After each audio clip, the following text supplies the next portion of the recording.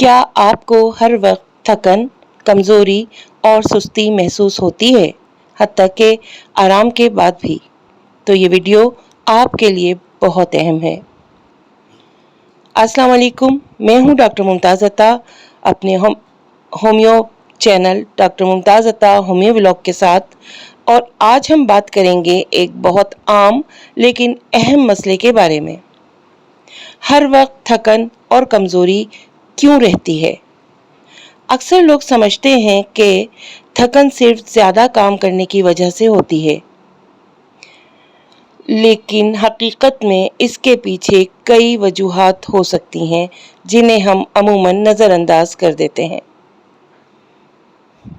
इनमें से अगर हम वजूहात पर नज़र डालें तो सबसे अहम वजह जो हमें नज़र आती है वो है नींद की कमी।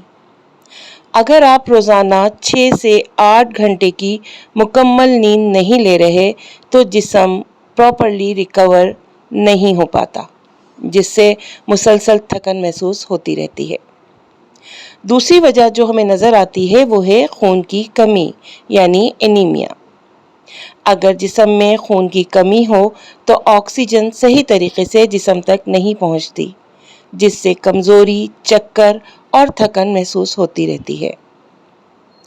इसके अलावा तीसरी बड़ी वजह जो हमें नज़र आती है वो है विटामिन डी की कमी। ये एक बहुत कॉमन मसला है, ख़ास तौर पर ख़वातीन में। इसकी कमी से जिस्म में दर्द, थकन और सुस्ती रहती है। अगर हम वजूहात में एक और कोई अहम वजह ढूंढने लगें तो चौथी बड़ी वजह जो हमें नज़र आती है वो है नाक़िस ग़िज़ा। अगर आपकी डाइट बैलेंस नहीं है और आप प्रॉपर न्यूट्रिएंट्स नहीं ले रहे तो जिस्म को तवानाई नहीं मिलती, जिससे थकन बढ़ती है। एक और बहुत अहम वजह जो हमें नज़र आती है वो है ज़हनी दबाव यानी स्ट्रेस।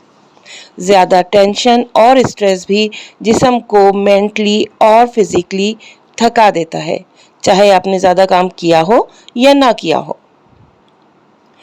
यहाँ मैं एक बहुत इम्पॉर्टेंट एडवाइस ज़रूर देना चाहूँगी कि अगर आपको मुसलसल थकन है और आप मुस्तकिल सुस्ती का शिकार रहते हैं तो ये चीज़ आप इग्नोर ना करें।